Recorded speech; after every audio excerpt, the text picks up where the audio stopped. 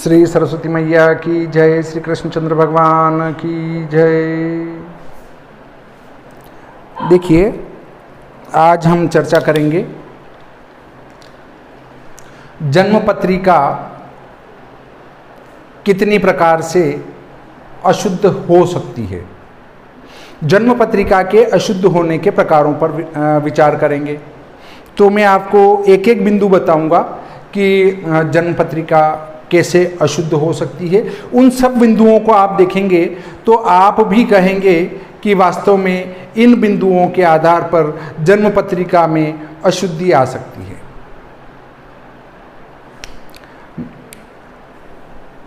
Number एक में आता है माता पिता द्वारा दिया गया समय।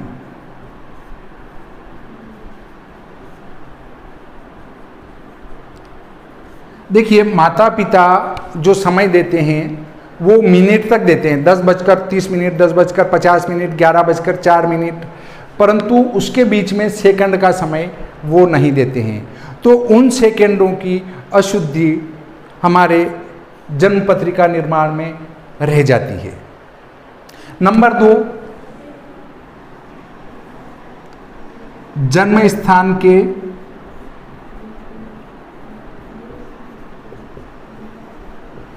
अक्षांश रेखांश की अशुद्धि।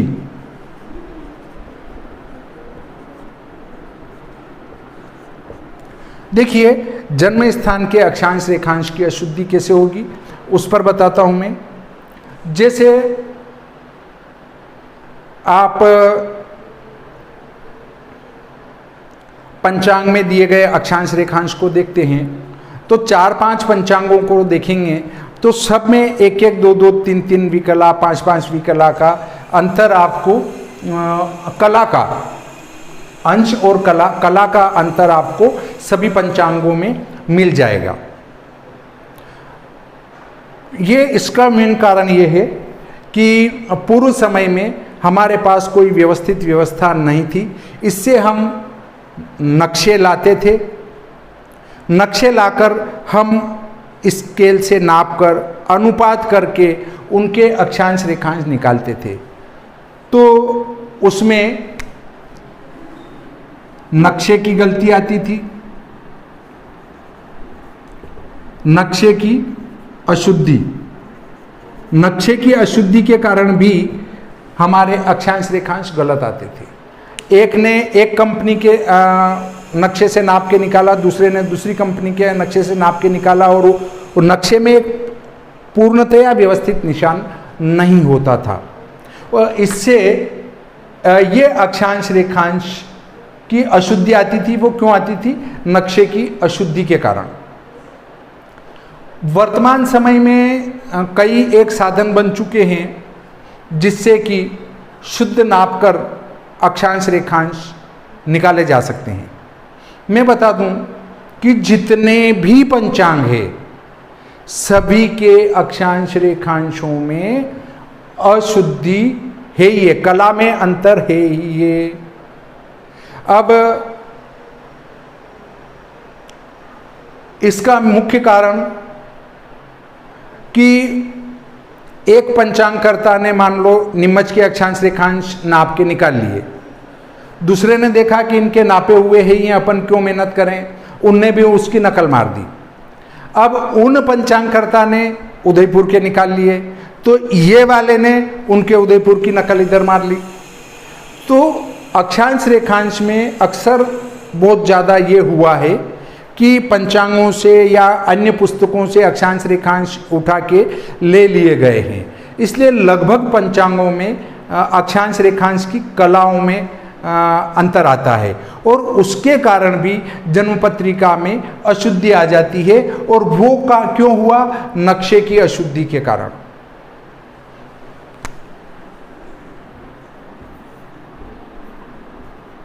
नगर बड़ा होने से,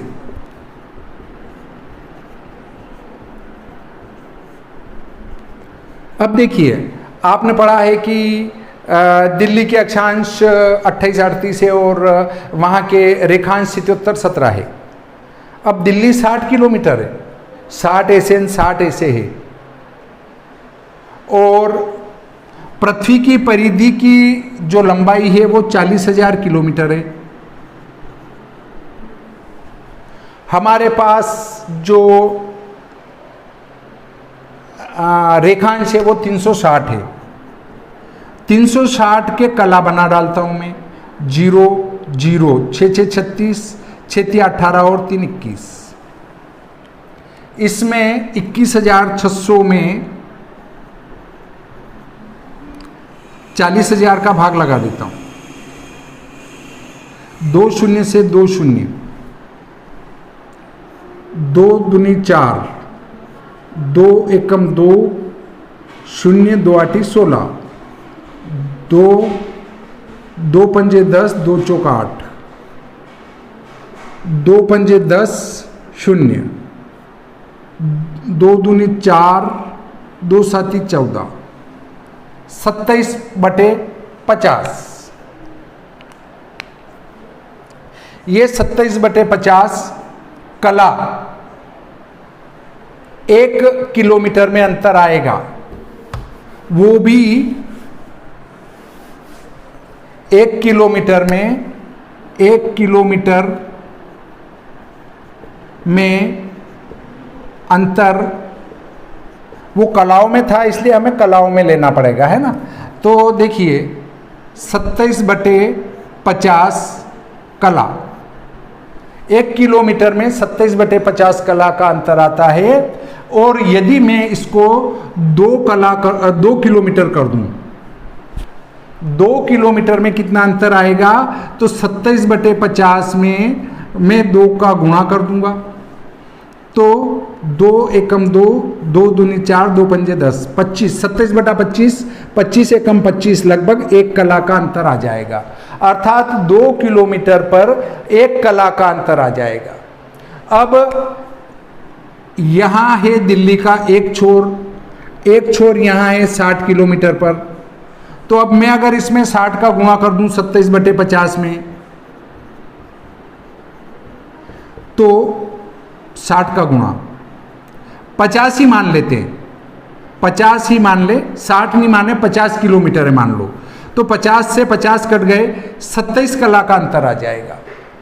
अब 27 कला में 4 का गुणा कर दो, 4 7 28, 4 दूनी 8 और 1 9, 98 सेकंड। 98 सेकंड मतलब 1 मिनट 38 सेकंड। अर्थात दिल्ली में इसको मोटे रूप से 38 होने से 2 मिनट कर देंगे, तो दिल्ली के एक छोर से दूसरे छोर पर जाने में 2 मिनट का अंतर आ जाता है। तो 2 मिनट में आपकी जन्म पत्रिका कितनी अशुद्ध हो जाएगी। ऐसे ही उत्तर से दक्षिण में जाएंगे, ये पूर्व से पश्चिम का दूरी बताई थी। अब उत्तर दक्षिण में यदि हम 60-50 किलोमीटर भी जाएं, तो उसमें लगभग 20 से 30 कला का अंतर आ जाता है। तो 20 से 30 कला का खड़ा अंतर आएगा, और ऐसे ही ये अंतर आ जाएगा आपका 27 कला का। तो इस प्रकार आपकी नगर बड़ा होने से भी जन्म पत्रिका अशुद्ध होगी। और नगर बड़ा है, दिल्ली है, मुंबई है, कलकत्ता है, चेन्नई है, तो उनके उसमें किस स्थान पर जन्म हुआ है, उस स्थान के अक्षांश रेखांश आपको लेने पड़ेंगे, तो ही आपकी जन्म पत्रिका शुद्ध बनेगी, अन्यथा नहीं बनेगी। अब देखिए, अब 5वां बिंदु आता है हमारा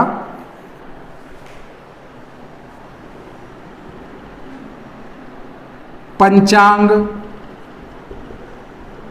के सूर्योदय में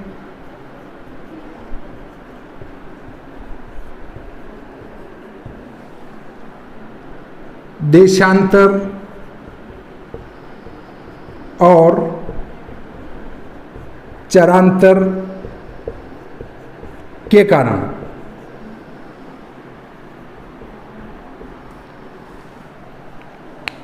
पंचांग के सूर्योदय में देशांतर और चरांतर के कारण भी अंतर आता है। देखिए पहला बिंदु ये बनता है इसमें कि पंचांग में दिया गया सूर्योदय हमेशा मिनट तक होता है। मान लो वहाँ सूर्योदय 6:15-30 दिया है और मैंने इसको 6:16 कर दिया, तो 30 सेकंड का अंतर आ गया। यदि मैंने 6:15 ही रखा तो 30 सेकंड का तो भी अंतर आ गया। तो 30 सेकंड की अशुद्धि तो ये हो गई, मतलब मोटे रूप से 1 मिनट का ये अंतर पड़ता है। उसके बाद देशांतर आपके शुद्ध हैं कि अशुद्ध हैं ये ऊपर बताया है। रेखांश अशुद्ध होंगे तो देशांतर अशुद्ध आएंगे, तो देशांतरों का अंतर पड़ जाएगा। उसके बाद चरांतर, चरांतर आपने मिनट तक लिए या सेकंड तक शुद्ध लिए। अगर आपकी जो चरांतर सारणी पंचांग में है वो मिनट तक है तो भी आप अनुपात करेंगे तो भी उसके सेकंडों में तो भी अंतर आएगा। पहले तो पंचांग में चरांतर सारणी सेकंड तक शुद्ध होनी चाहिए। अगर सेकंड तक नहीं है तो वो मिनट तक की जो आप चरांतर सारणी का उपयोग करेंगे वो अशुद्ध होगी। ऐसे ही अगला जो अंतर आता है वो अंतर आता है अपूर्ण ज्ञान।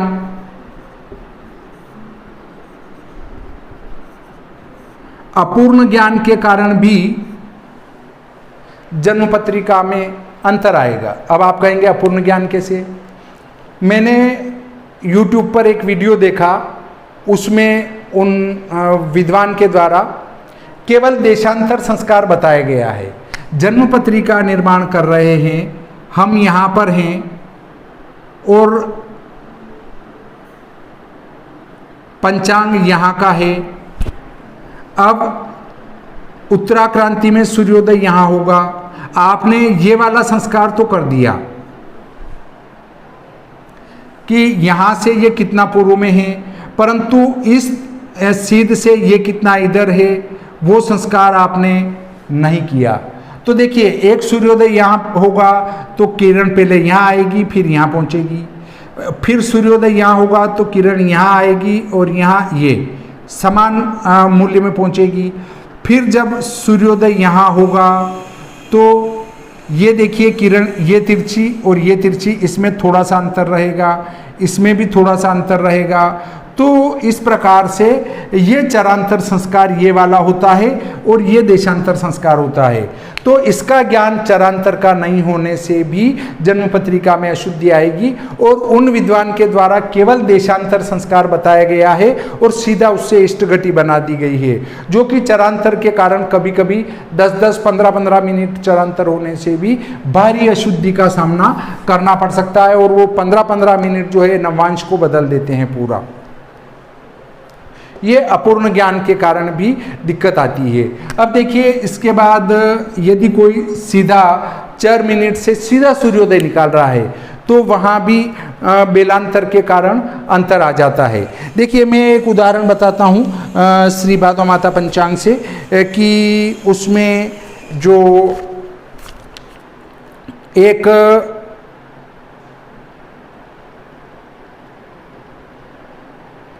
10:39 एक दिन का जो है बेलांतर है वो 2 तारीख का है, 2 दिसंबर। 2 दिसंबर का जो बेलांतर है वो हमारा 10:39 है। इससे 1 तारीख का ही ले लेते हैं। 1 दिसंबर का जो बेलांतर है वो 11:01 है, 11:01। और 2 दिसंबर का जो बेलांतर है वो 10:39 है। अब देखिए इसको घटाते हैं, 11 में 9 2 22 सेकंड का जो हमारा अंतर प्राप्त होता है, अर्थात 1 दिसंबर से 2 दिसंबर पर जाएंगे तो बेलांतर 22 सेकंड कम हो जाएगा। तो वो सीधा ये सुबह के बेलांतर हैं प्रातः 6 बजे के। अब इस दिन के 6 बजे से इस दिन के 6 बजे तक 22 सेकंड घट जाएगा बेलांतर। तो वो सीधा ही प्रातः से प्रातः नहीं घटेगा, वो एक एक घंटे में एक एक सेकेंड घटता जाएगा।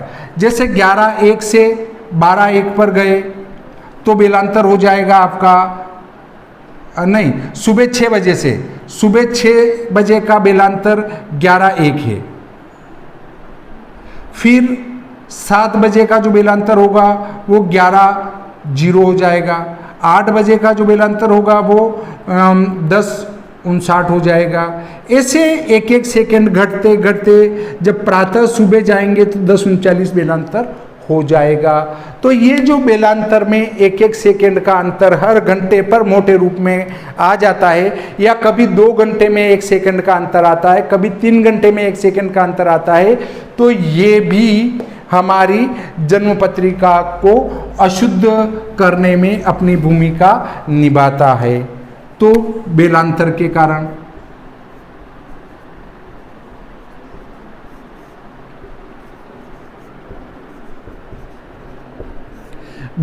के कारण भी हमारा जन्म पत्रिका में अंतर आ जाता है। तो देखिए, इस प्रकार से हम कह सकते हैं कि इतने प्रकार से एक 8वां प्रकार आता है पंचांग परिवर्तन का ज्ञान नहीं होना।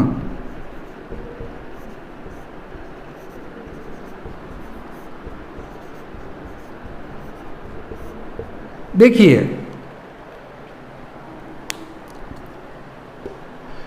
वर्तमान समय में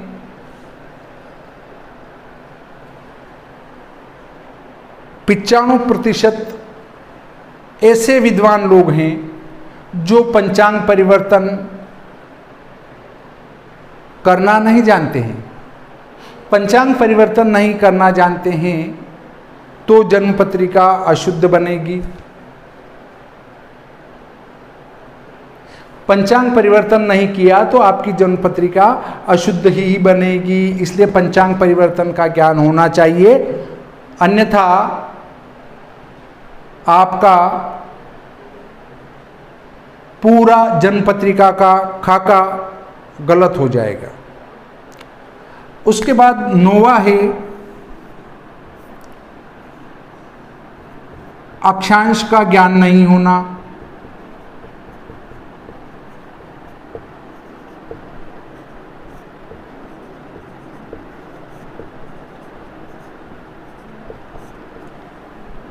नंबर 10 रेखांश का ज्ञान नहीं होना।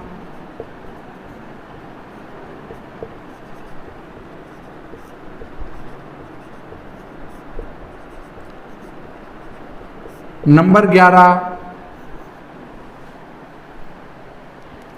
इसमें अक्षांश रेखांश का भी ज्ञान है, परंतु लग्न सारणी अशुद्ध होना।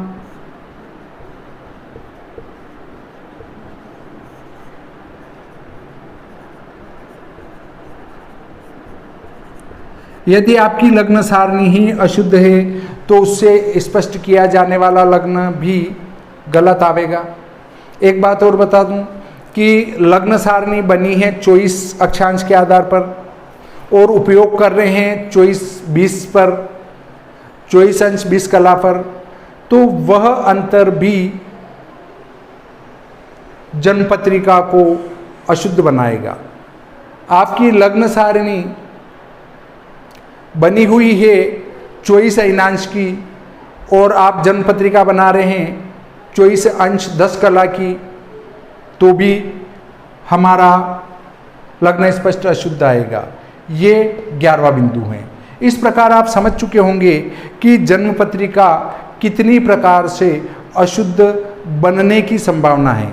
मैं ये नहीं कह रहा हूँ कि सभी व्यक्तियों को सारे बिंदु का ज्ञान नहीं है। बहुत सारे व्यक्तियों को इसमें से 60% बिंदुओं का ज्ञान होगा, बहुत सारे व्यक्तियों को सारे बिंदुओं का ज्ञान होगा और बहुत सारे व्यक्तियों को कुछ का ज्ञान होगा। तो वो अपने अपने स्तर से है।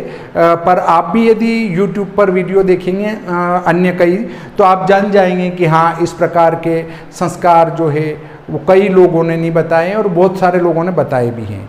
तो आज का प्रकरण यहीं समाप्त करते हैं। श्री सरस्वती मैया की जय, श्री कृष्णचंद्र भगवान की जय।